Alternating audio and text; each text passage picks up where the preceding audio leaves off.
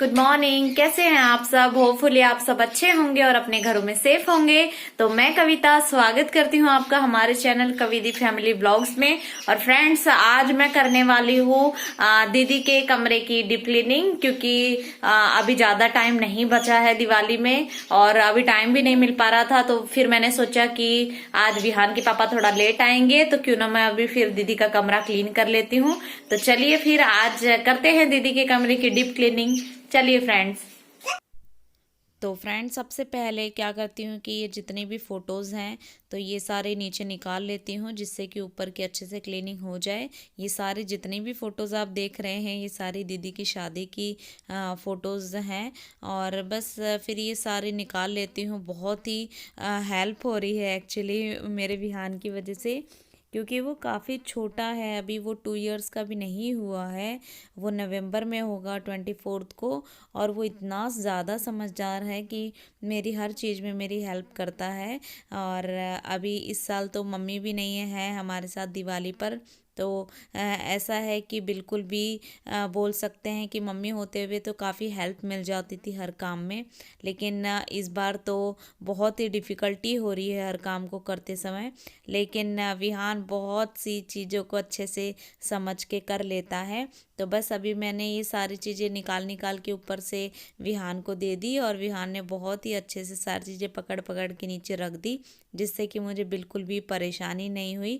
Otherwise क्या होता कि मुझे 10 बार ऊपर नीचे चढ़ के उतर के फिर सारा सामान रखना पड़ता, तो बहुत ही प्रॉब्लम जाती। तो बस अभी ये ऊपर से पूरा अच्छे से क्लीन कर लिया है। तो फिर मैंने विहान से फिर कहा कि बेटा प्लीज़ झाड़ू लेके आ जाओ। तो फिर विहान ने फिर जल्दी से भाग के गया और फिर झाड़ू लेके आया। आप अगर देखेंगे तो आपको इतना प्यार आएगा विहान की बातों को सुनकर, बहुत ही ज़्यादा। और बस अभी फिर ये पूरा झाड़ू से अच्छे से क्लीन कर लिया है। क्योंकि क्या होता है ना कि रेगुलर में तो हम जो साफ़ सफाई करते हैं तो उसमें नीचे से ही अच्छे सफाई हो पाती है। तो ये तो डीप क्लीनिंग काफ़ी दिन के गैप में ही हो पाती है। तो बस अभी ये एक तरीके से यहाँ से पूरे डस्ट वगैरह आते रहता था, क्योंकि ये खुला मकान है हमारा। तो इसकी वजह से गांव का एरिया है तो बहुत ही धूल मिट्टी आती है। तो बिहान के पापा ने फिर ये एक चादर जैसे कुछ लगा दिया था। तो बस फिर ये मैंने हटा दिया और आप देख सकते हैं कि कमरे में कितनी ज़्यादा रोशनी आ रही है हटाने के बाद में ही। और बस ये हटाते ही फिर मैंने झाड़ू से लेके फिर पूरा अच्छे से और जाले वगैरह जो भी मुझे दिखे वो मैंने अच्छे से क्लीन कर दिए। और विहान भी मेरे आसपास ही घूमते रहा।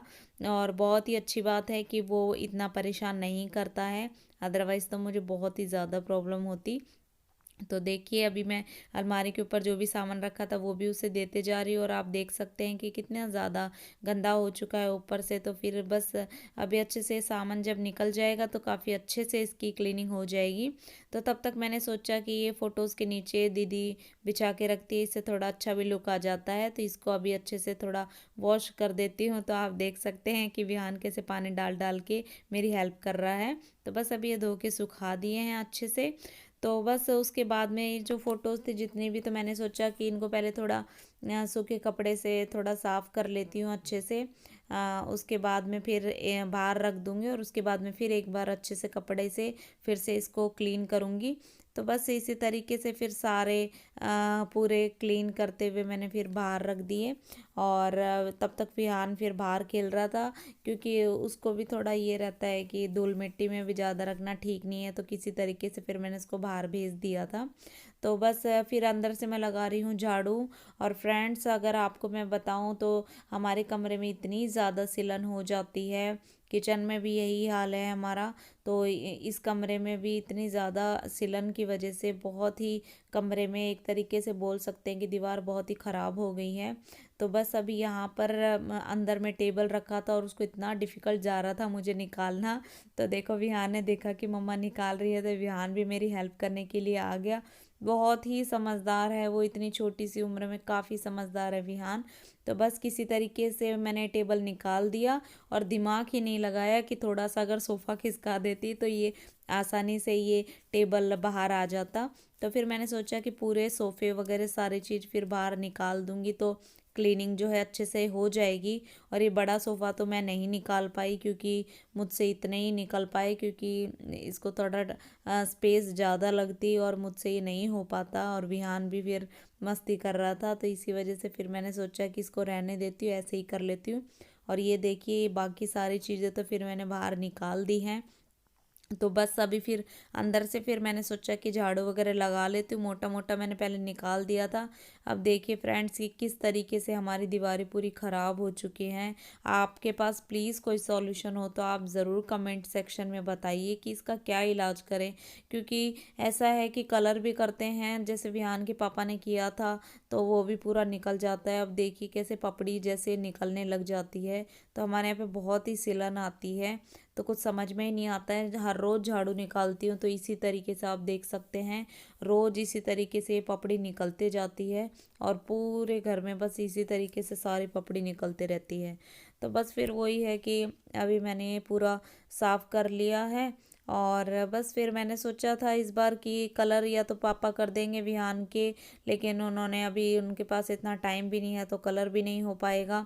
और मैंने सोचा था नहीं तो फिर वॉलपेपर वगैरह मंगवा लूँगी ऑनलाइन, लेकिन क्या है कि उसका भी थोड़ा ये डर रहता है कि ये बहुत ही ज़्यादा सिलन वाली दीवारें हैं, तो पता नहीं इस पे वॉलपेपर भी काम देगा कि नहीं, क्योंकि कहीं वो भी फिर ख़राब हो जाए। तो इस डर की वजह से फिर वो भी नहीं मंगा पा रहे हैं, क्योंकि कहीं ऐसा नहीं हो जाए कि पैसे भी वेस्ट हो जाए और फिर कुछ यूज़ में भी ना आए।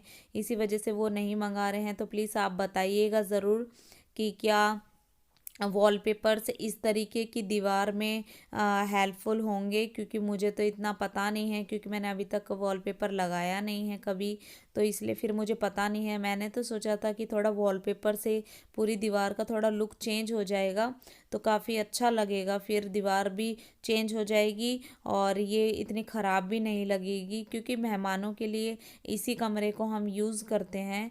और ये दीवार जो है ये सीधे ही पड़ती है तो ये बिल्कुल भी अच्छी नहीं लगती है।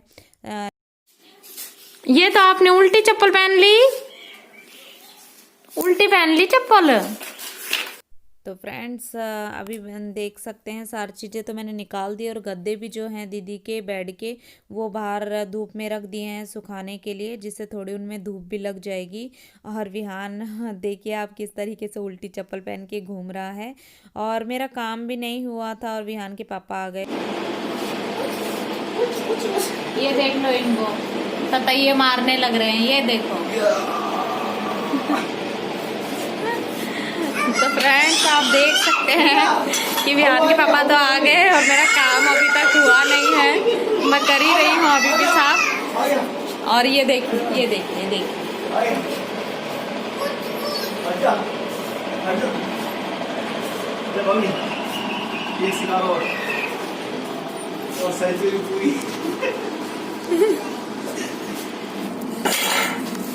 मेरी गर्दन मत उड़ा देना, तो यही मारना बस।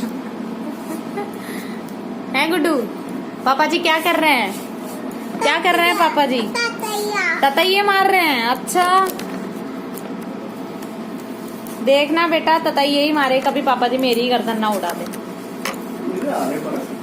तो ये देखिए फ्रेंड्स ये मेरे शादी की घड़ी है जो इतने 5 सालों से अब तक इसे कुछ नहीं हुआ था। और देखिए अचानक से आज विहान के पापा की एक गलती की वजह से पूरी टूट गई, क्योंकि विहान के पापा रैकेट से ततैयों को मार रहे थे। तो क्या हुआ ना कि एकदम से जो रैकेट था बैडमिंटन वो ना टूट गया, और एकदम से जो उसका हिस्सा था सामने का वो एकदम से घड़ी के ऊपर जाके लगा और मेरी घड़ी पूरी टूट गई। मुझे काफ़ी बुरा लग रहा था, क्योंकि इतने सालों से घड़ी को कुछ भी नहीं हुआ था और अचानक से उनकी एक गलती की वजह से इतना बड़ा नुकसान हो गया। मुझे काफ़ी बुरा लग रहा था, क्योंकि एक तो त्यौहार का टाइम है और ऊपर से फिर उन्होंने एक नुकसान भी कर दिया।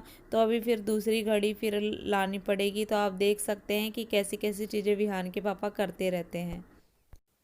तो ये देखिए फ्रेंड, जैसा कि आपको मैंने टाइटल में ही बताया है कि मैंने दीदी के कमरे के लिए कुछ लिया था।